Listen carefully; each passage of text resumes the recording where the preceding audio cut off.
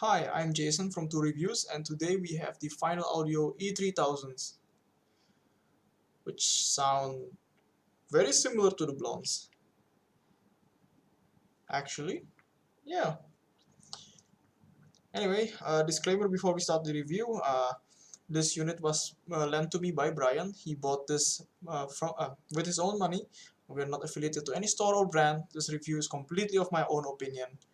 And yeah, so we'll start off with the TLDR. So the final E3000s, such as I've said in the intro, they sound very similar to the Blondes actually, but with a lot less sub bass. So if you've seen my Blonde reviews, or if you haven't seen any other review of the Blondes, then in general this has a huge bass boost.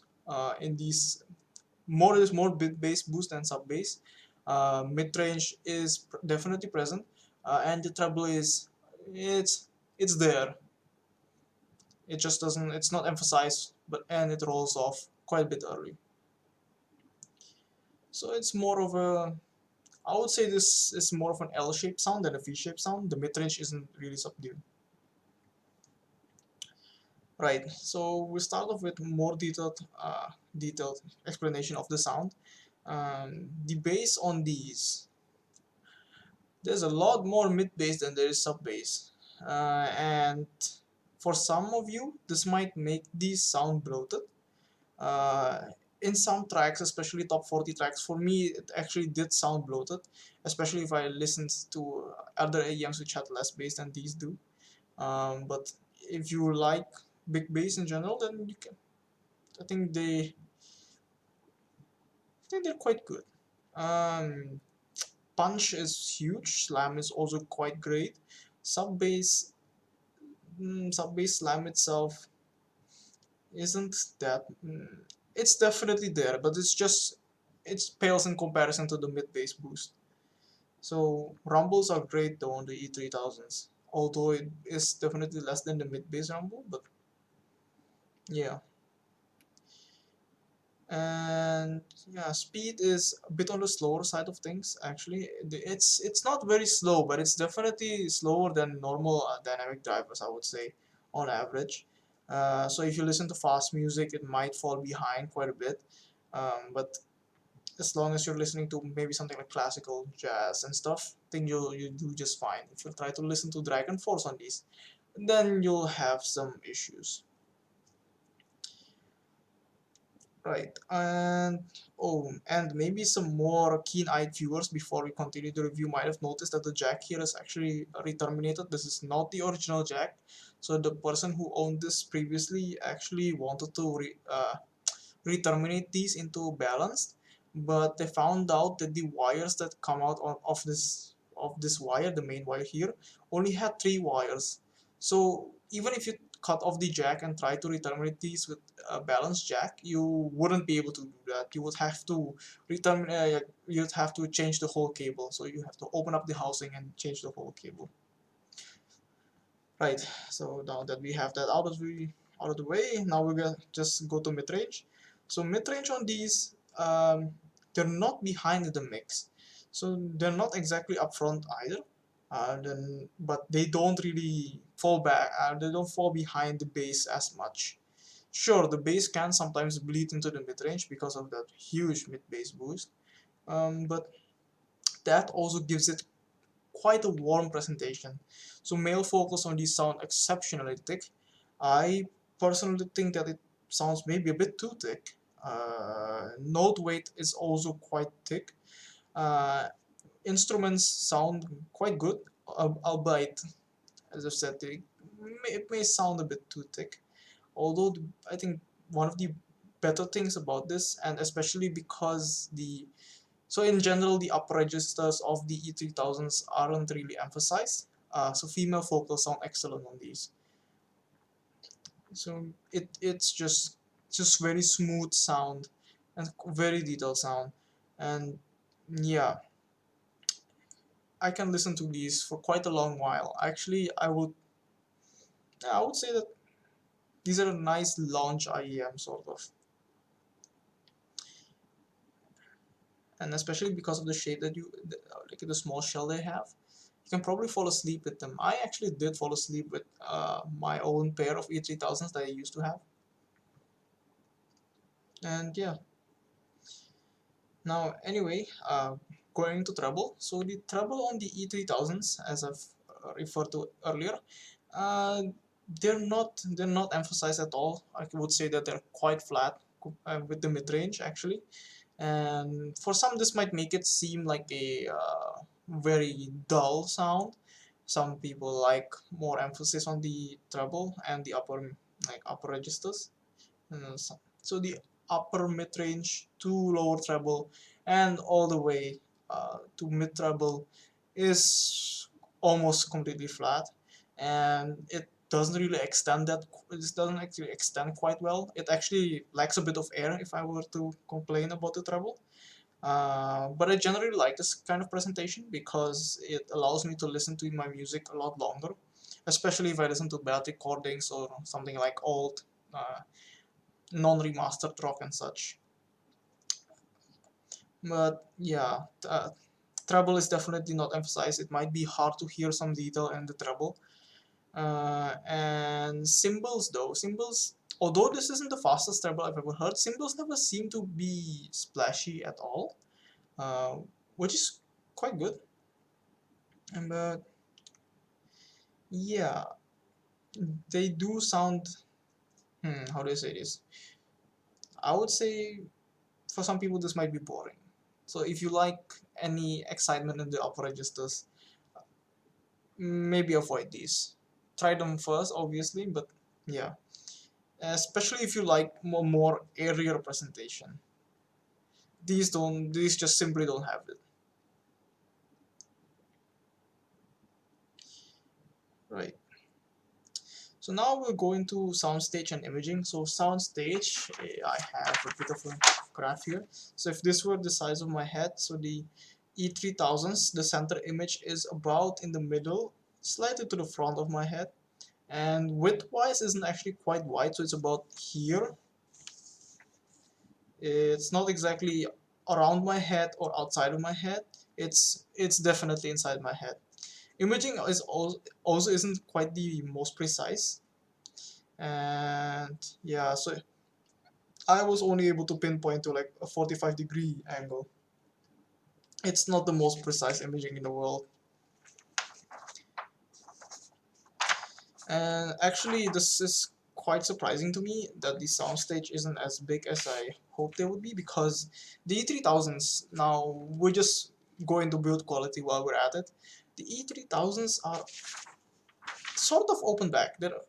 So the drivers are still, they're not vented in the front of it, so if you have issues with your ear canals like I do, where fully sealed IEMs might pop your ears sometimes.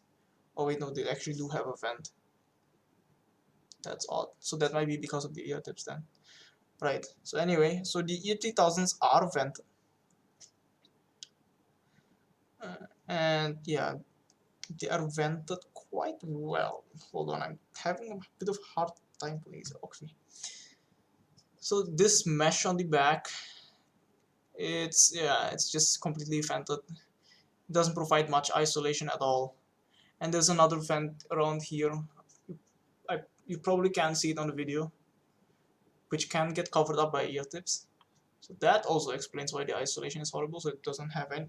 It's just it's nearly completely open.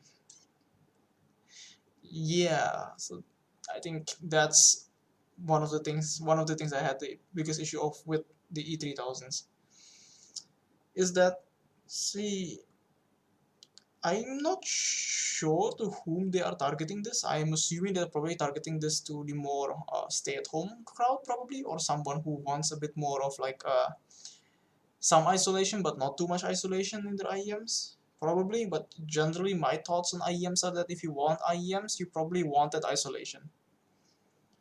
But that's just me. I have heard some very good open back IEMs.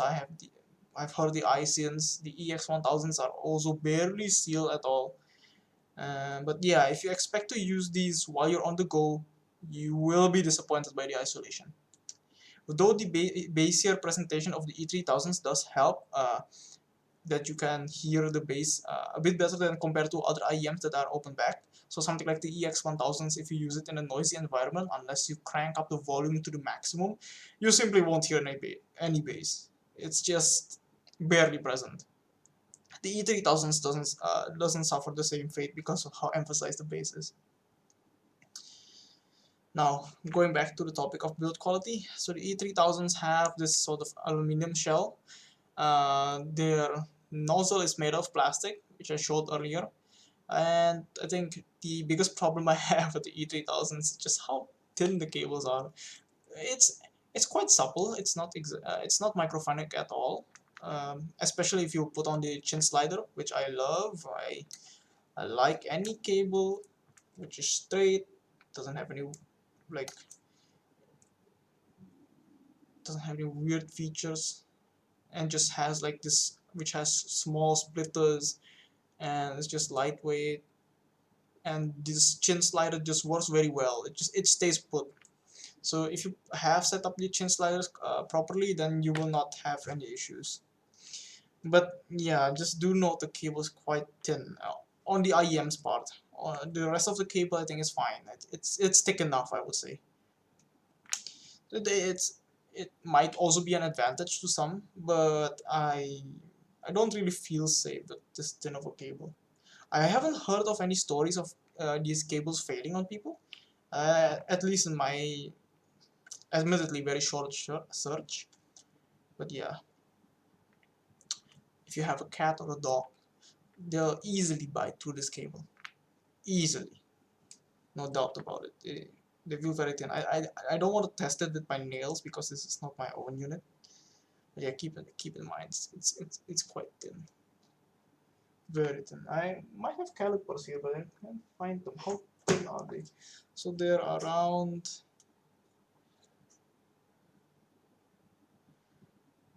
They're about 1.3 mils. It's quite thin actually. Right. Okay. And yeah, and by the way, the jack that was supposed to be the original jack is actually an angle jack, which I love. If you've seen any of my reviews, I always gush over angle jacks because these are IEMs. You want to plug them into your phone, into your DAP or something like that, which is portable, and most of the time you put in your pocket. Why would you want a straight jack? You would want an angle jack. So yeah, this is not the jack that these IEMs come with. If you didn't pay attention earlier, yeah, it's a the originals have an angle jack. Actually, I have the E1000s right here with me, so they have quite a similar. So they're supposedly the same kind of jack, and I prefer these a lot. Any day of the week, angle jacks, any day of the week. On IEMs, headphones are a different story. Okay, so now we'll just dive into a bit of a comparison. So I think in this price range, so these go for like $40 ish. I think in this price range, you would definitely have to compare them to the Blondes, as I mentioned earlier. These sound very similar to the Blondes, except for its sub bass. So the sub bass is quite a bit missing in the E3000s compared to the Blondes. Uh, you might like that. I personally miss the sub bass sometimes, and the Blondes actually have some sort. They have a bit more emphasis beyond 10K. They have a bit more air to the sound, and the Blondes just isolate better. And I overall think that the Blondes are just a better IEM. They isolate better. I think they are technically comparable. They have better air, better soundstage, better imaging, slightly. They're quite comparable. Soundstage actually is also just a slight improvement, if at all. It might just be my, it just might be me. But unless you simply cannot fit the Blondes in your ears, which I've seen some people suffer off, and I personally was also one of those people earlier, then yeah, you can get the E3000s. I think they're quite a good alternative. You'll be missing a bit on the sub bass, like few dBs, I think 3 or 4 decibels, I think, and a bit of air. But I don't think you'll be missing out on a lot, except for fact that you can change the cables and everything, but I think the shape overall is better.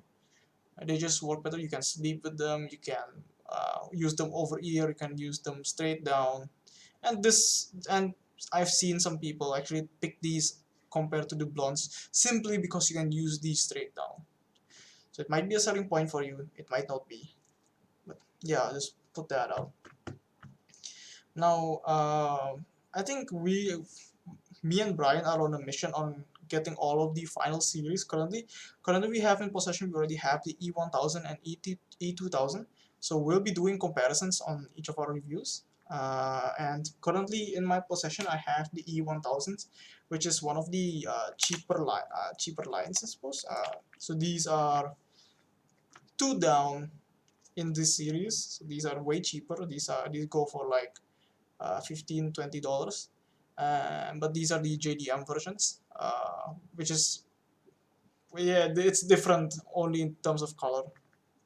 And yeah, all of the final series, they come with similar packaging, so they only come with like they come with ear hooks and 3 pairs of ear tips, and just nothing else. I think you do get a pouch, I think. I don't quite remember. We didn't get any of the accessories because we bought all of these secondhand, so can't show you. And the ear tips that you get are the final audio ear tips, E-type ear tips, which are very nice. They're very supple. They're quite similar to Sony hybrids, except the fact that they have this sort of weird patterned nozzle. Right. So right now I only have the E1000s to compare head to head. I've heard of the E2000s. No, I've heard the E3000s. E2000s, okay, which are a less bassier version of the E3000, and I personally prefer. And E1000s here are, how do I say this? They sound quite similar, and actually, I think, let me just pull out the graphs that I've seen of these. So the E1000s are essentially they're essentially the E3000s with even less bass and just slightly more upper upper mids, lower treble, lower treble emphasis. So there's like quite a bit of a rise in the 6K, and it has even less. What's it called?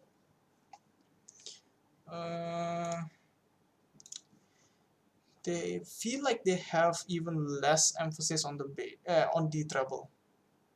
They feel like it, but based on the graphs that I've seen, they actually don't. They just and these just are actually faster. Just quite surprising to me.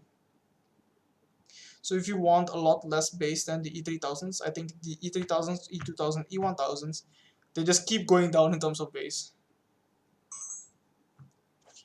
Right, my camera just died, so I'll just leave a still frame for now. I don't think I have enough time to retake this video, unfortunately, and my camera takes quite a bit of time to actually recharge.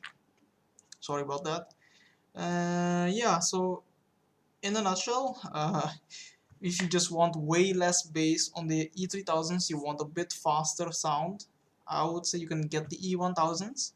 They had cables are a bit different. The E1000s are supposedly cheaper cable. They are a bit more stiff, although they seem to be a bit thicker. But yeah, and the E1000s are made of plastic, so they're not aluminium, and they're fully sealed, unlike the E3000s. So that might be a selling point for you. It's definitely a selling point for me. The E2000s I will be comparing once I get them from Brian. And yeah, I think that does it for the review today. Thanks for watching. Like if you liked it, subscribe if you want more content like this. I'll leave what Brian thinks in the video right about now. And yeah, see you next time.